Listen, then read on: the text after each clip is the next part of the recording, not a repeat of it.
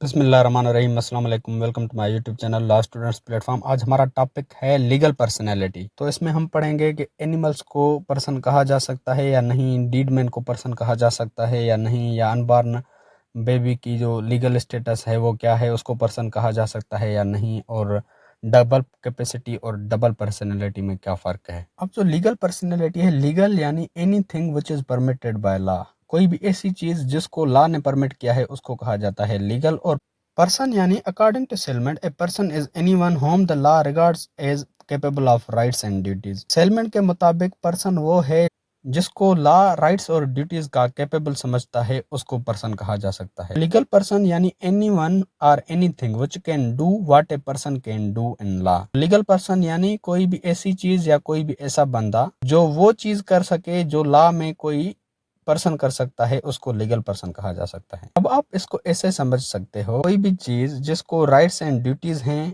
और वो property with hold कर सकती है और उस पे केस किया जा सकता है, या वो किसी और पे केस कर सकती है और वो कॉन्ट्रैक्ट में एंटर हो सकती है। अगर ये चार चीजें किसी भी चीज में है तो उसको पर्सन कहा जा सकता है। लीगल पर्सन की हम डेफिनेशन पढ़ते हैं। Person is anyone who is capable of rights and duties. Person उसको कहा जा सकता है जो राइट्स और ड्यूटीज का कैपेबल हो, कैन ओन ए प्रॉपर्टी, और वो प्रॉपर्टी ओन कर सके, कैन एंड कैन बी सूड, उसको उस पे केस किया जा सके या वो किसी और पे केस कर सके, and can inter in a contract is called person by law, और वो बंदा किसी भी कॉन्ट्रैक्ट में एंटर हो सके तो उसको लॉ के मुताबिक लीगल पर्सन कहा जाएगा। अब in law there may be a man who is not person because of deprived of above attributes. Conversely, there are entities which are not men but are called persons according to law because of above attributes. अब law के मुताबिक अगर कोई भी मर्द है, कोई भी मैन है, तो उसको पर्सन नहीं कहा जा सकता अगर उसमें ऊपर वाली चार चीजें नहीं हैं, या चार चीजों में से कोई भी एक चीज नहीं है, तो उस मर्द को भी, उस मैन को भी पर्सन नहीं कहा जा सकता लॉ के मुताबिक। मिसाल के तौर पर कोई भी एक ऐसा इंसान है, उस पे मर्डर का केस चल रहा है, तो वो किसी भी कॉन्ट्रैक्ट में एंटर नहीं हो सकता, तो इसको पर्सन नहीं कहा जा सकता। या कोई ऐसा बंदा है जो पागल है, वो बंदा बिल्कुल ही पागल है, तो उसके कोई भी राइट्स नहीं होते, या फिर वो किसी भी कॉन्ट्रैक्ट में एंटर नहीं हो सकता, तो उसको भी लीगल पर्सन नहीं माना जा सकता। इसी तरह अगर कोई भी ऐसी एंटिटी है, वो मैन तो नहीं है, मर्द तो नहीं है, यानी कोई भी बेजान चीज है, उस बेजान चीज को भी पर्सन कहा जा सकता है अगर उसमें ऊपर वाली चार चीजें हैं। मिसाल के तौर पर कोई फंड स्टेट है, स्टॉक कंपनी है, कारपोरेशन है, या इंस्टीट्यूशंस हैं। इंस्टीट्यूशन के एग्जांपल है हॉस्पिटल, स्कूल, चर्च। मिसाल के तौर पर अगर कोई भी हॉस्पिटल है, अब हॉस्पिटल के राइट्स एंड ड्यूटीज होते हैं, और कोई भी हॉस्पिटल प्रॉपर्टी विथ होल्ड कर सकती है अगर कोई बड़ी हॉस्पिटल है, और उस हॉस्पिटल पे सू किया जा सकता है, और वो हॉस्पिटल किसी और पे सू कर सकती है, और हॉस्पिटल किसी भी कॉन्ट्रैक्ट में एंटर हो सकती है, तो इस हॉस्पिटल को लीगल पर्सन माना जाएगा। इसको लीगल पर्सनैलिटी लॉ के मुताबिक हासिल है। इसी तरह अगर कोई भी कंपनी है, उस कंपनी की राइट्स एंड ड्यूटीज होती हैं, या वो कंपनी प्रॉपर्टी विथ होल्ड कर सकती है, या वो कंपनी किसी और पे केस कर सकती है, उस कंपनी पे केस हो सकता है, वो कंपनी कॉन्ट्रैक्ट में एंटर हो सकती है, तो उस कंपनी को पर्सन कहा जाएगा। यहाँ पर कंपनी कोई मैन तो नहीं है, लेकिन इसमें ये चार चीजें हैं, तो उस कंपनी को पर्सन माना जाएगा। इसी तरह अगर कोई भी मैन है, कोई भी बंदा है, उसमें भी अगर ये चार चीजें हैं तो उसको भी पर्सन माना जाएगा। In Hindu law, idols are also considered as legal person. Hindu law में मूर्तियां हैं, उनको भी लीगल पर्सन माना जाता है। अब there are two kinds of person, दो टाइप्स के पर्सन होते हैं, एक नेचुरल पर्सन, एक लीगल पर्सन। अब जो नेचुरल पर्सन है, all living beings recognised by state are persons. जो नेचुरल पर्सन्स होते हैं, वो जो नेचुरल बंदे होते हैं, जैसे हम हैं, जिसको स्टेट रिकॉग्नाइज करती है, उसको पर्सन माना जाता है। और जो लीगल पर्सन होते हैं, legal person are treated for the purpose of law as human beings. Legal person तो नहीं होते, लेकिन लॉ के पर्पज के लिए उसको ह्यूमन बींग्स माना जाता है। जैसे कि कोई कंपनी है, कोई स्कूल है, या कोई हॉस्पिटल है, या कोई भी फंड स्टेट है, वो पर्सन तो नहीं है, लेकिन लॉ के पर्पज के लिए उसको पर्सन माना जाता है। दे लीगल पर्सन, क्या इनको लीगल पर्सन माना जा सकता है? जैसे एनिमल्स हैं, legal status of animal, animal की लीगल स्टेटस क्या है, या डीड पर्सन है, कोई भी बंदा मर गया है, उसको पर्सन माना जा सकता है। या फिर न्यू बॉर्न बेबी, अगर कोई भी बच्चा है, अभी पैदा हुआ है, तो क्या उसको पर्सन माना जा सकता है? तो इनको हम एक एक करके पढ़ते हैं। अब legal status of animals, animals की लीगल स्टेटस क्या है? Human beings are only the natural person, beast are not persons either natural or legal. जो इंसान हैं उनको नेचुरल पर्सन्स माना जाता है, और उस नेचुरल पर्सन यानी उस इंसान के पास अगर ये 4 एट्रीब्यूट्स हैं, राइट्स, ड्यूटीज, विथहोल्ड कर सके प्रॉपर्टी, उस पे सू किया जा सके या कॉन्ट्रैक्ट मेंटर हो सके, तो उस नेचुरल पर्सन को लीगल पर्सन माना जाता है। लेकिन जो जानवर हैं उनको ना ही नेचुरल पर्सन माना जाता है, ना ही लीगल पर्सन माना जाता है।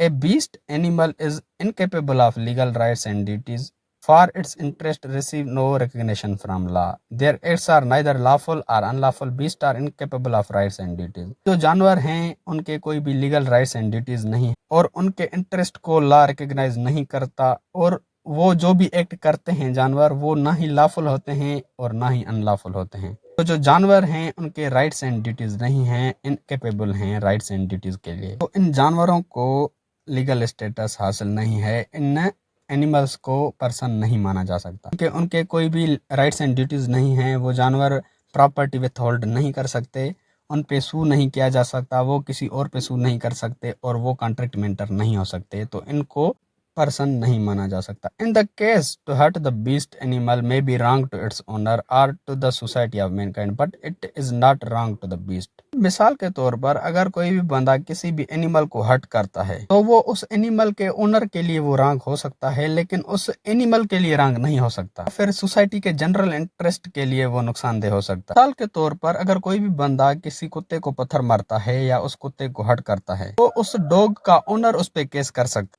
या फिर वो कुत्ता किसी बंदे को बाइट करता है तो वो बंदा उसके ओनर पे केस कर सकता है, लेकिन उस कुत्ते पे केस नहीं कर सकता। Animals are protected to protect the interest of society in general. If you kill the animals it affects the ecology balance and this ultimately affects the humans. जो जितने भी एनिमल्स हैं उनको सोसाइटी के इंटरेस्ट को प्रोटेक्ट करने के लिए प्रोटेक्ट किया गया है। अब अगर आप किसी भी एनिमल को मारते हो या किसी भी बर्ड को मारते हो तो वो इकोलॉजी बैलेंस पे अफेक्ट करेगा और वो अल्टीमेटली इंसानों के लिए ही नुकसानदेह होगा। इंसानों के नुकसान को बचाने के लिए जानवरों को प्रोटेक्ट किया गया है। मिसाल के तौर पर अगर कोई भी बंदा बर्ड्स को मारता है, जो बर्ड्स हैं वो क्रॉप्स पे इंसेक्ट्स को खाते हैं, इसलिए हमारे जो क्रॉप्स हैं वो ग्रो होते हैं। अब अगर कोई भी बंदा इन बर्ड्स को मारेगा तो जो क्रॉप्स हैं जैसे वीट है या राइस हैं वो भी फसल तबाह हो जाएंगे, तो ये अल्टीमेटली इंसानों के लिए ही नुकसानदेह होता है। इसलिए इन जानवरों को प्रोटेक्ट किया गया है, लेकिन इन जानवरों को लीगल स्टेटस हासिल नहीं है, जानवरों को लीगल पर्सन नहीं माना जा सकता। फिर हमारा आता है legal status of dead man. अब क्या मरे हुए आदमी को पर्सन माना जा सकता है? अब सबसे पहले तो क्या उसके राइट्स एंड ड्यूटीज होती हैं? क्या वो मरा हुआ आदमी प्रॉपर्टी विथ होल्ड कर सकता है? नहीं। क्या उस पे सू किया जा सकता है या किसी और पे वो सू कर सकता है? नहीं। क्या वो मरा हुआ आदमी कॉन्ट्रैक्ट मेंटर हो सकता है? नहीं, तो उसको पर्सन नहीं माना जा सकता। अब personality of human beings comes from the birth and keys to death. जो इंसान की पर्सनैलिटी है वो उसकी बर्थ से शुरू होती है और उसके मौत पे खत्म हो जाती है। Law takes the same view in general. Dead man are no longer person in the eye of law. तो लॉ भी इसी व्यू को देखते हुए डीड पर्सन को पर्सन नहीं मानता और लॉ के मुताबिक कोई भी डीड मैन लीगल पर्सन नहीं है। They have laid down their personality with their lives and now are destitute of rights and liabilities. They have no rights because they have no interest. तो dead man है उनकी personality उनकी lives के साथ ही खत्म हो गई है। अब उनके कोई भी राइट्स या लायबिलिटीज नहीं है, उनके पास राइट नहीं है क्योंकि उनका कोई इंटरेस्ट नहीं है। Although all the rights and interest of men perish with them, yet law recognize three things of deed men which are protected। चाहे किसी भी डीड मैन के राइट्स और इंटरेस्ट उसके साथ खत्म हो गए हैं, लेकिन लॉ फिर भी उनकी 3 चीजों को प्रोटेक्ट करता है। उसकी बॉडी, उसकी रेपुटेशन, उसकी स्टेट। जो उसकी बॉडी है वो किसी की भी प्रॉपर्टी नहीं है, लॉ कहता है, और उसको can't be disposed by will, और उसको डिस्पोज नहीं किया जा सकता। लेकिन अगर उसने अपनी ख्वाहिश जाहिर कर दी थी तो उसको किया जा सकता है, लेकिन उसको डिस्पोज नहीं किया जा सकता। wrongful dealing with it can amount to the theft. कोई भी बंदा उसकी बॉडी की कोई डीलिंग करता है तो वो थेफ्ट मानी जाएगी, यानी कोई भी बंदा उसकी बॉडी बेच नहीं सकता। Criminal law secures the burial for all the dead man and violation of grave is criminal offence according to section 297 of PPC. Criminal law है वो सारे डीड पर्सन के बरियल को सिक्योर करता है, और अगर कोई भी बंदा किसी भी ग्रेव की वायलेशन करता है तो वो क्रिमिनल ऑफेंस है सेक्शन 297 ऑफ पीपीसी के मुताबिक। कहने का मकसद ये है कि उसकी जो बॉडी है उसको लॉ प्रोटेक्ट करता है। Reputation. The reputation of dead man receive some degree of protection from criminal law. Liable upon dead man will be punishment. The reputation protected of dead man is not of his right in reality but his living descendants।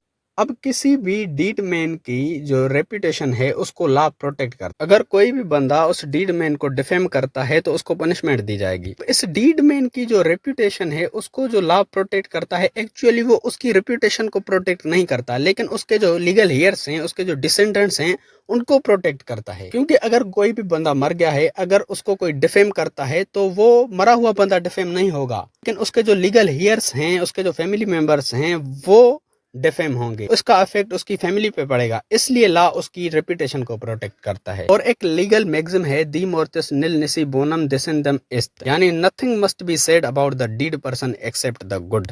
किसी भी मरे हुए बंदे के बारे में कुछ भी गलत नहीं कहना चाहिए। अगर कुछ भी अगर कोई बंदा कहता है कि वो सिर्फ वो अच्छा ही कहे उसके बारे में। फिर आता है उसकी property, right to settle the property according to his will, other will go into the position of his legal here.